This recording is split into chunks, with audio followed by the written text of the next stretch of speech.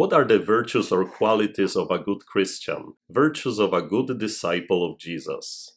What would you say? Or even more, ask yourself if you are a good disciple of Jesus and if you have the qualities that are essential in order to follow him. You know what always helps me to answer this question? It is the story of Jesus' disciples. And there are two major stages in their lives. First, the one before Pentecost, and second, after Pentecost. So in that first stage, we don't really experience them as very good disciples. But in the second stage, they are completely changed. They became a strong foundation to a new church, which from now on will only grow and flourish. Welcome everyone, Father Chris.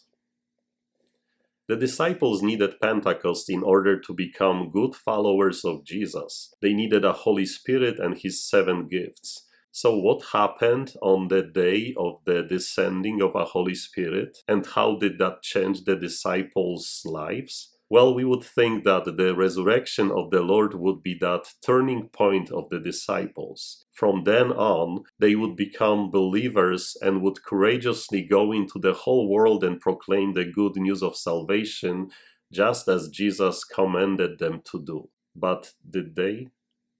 Not at all.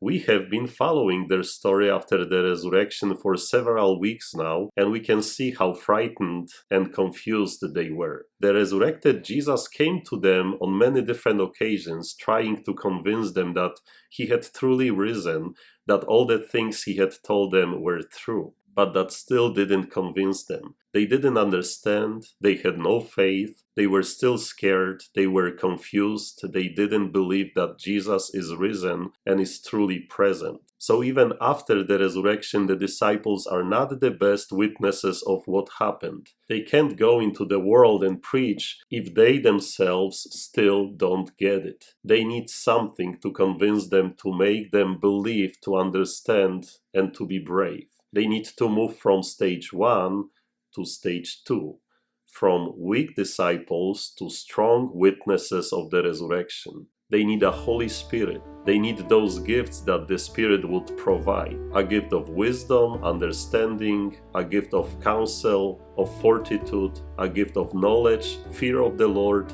a gift of piety. And this is exactly what happened on that day of Pentecost. Jesus' disciples were transformed by the Holy Spirit. They did receive the gifts that will enable them to continue Jesus' mission. Now they are in the second stage, becoming wise, knowledgeable, brave, faithful, convinced. They have no more doubts, no more questions. They are no longer afraid. They are no longer the same people. Now they are ready to even die for Christ and his church. All they needed was the Holy Spirit and his gifts.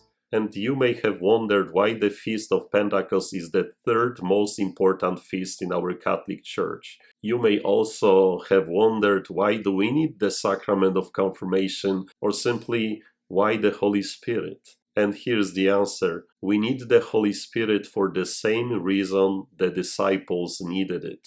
We need him to help us be transformed and to move from stage 1 to stage 2. We can't continue the apostles' mission of spreading the good news of Jesus without the gifts of the Holy Spirit. Without the Holy Spirit and his gifts, we can't become good Christians or good disciples of Jesus. Without him, we will simply remain weak, scared, faithless, with no understanding and filled with many, many doubts. We need that feast of Pentecost, and we need to ask Jesus to breathe on us his Holy Spirit. Today I want to encourage you to pray to the Holy Spirit often, to ask him for his wonderful gifts, especially when your life gets complicated and you don't know how to move on from there. Simply ask for those 7 gifts.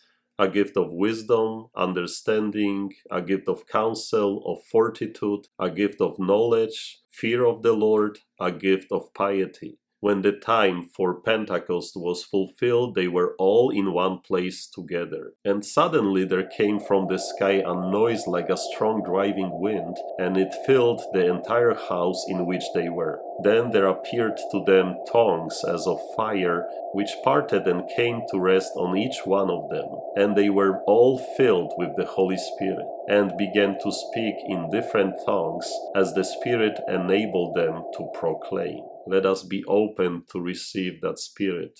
Without Him, we can't be good disciples of Jesus. So again, what are the virtues or qualities of a good Christian? Virtues of a good disciple of Jesus? Ask the Holy Spirit.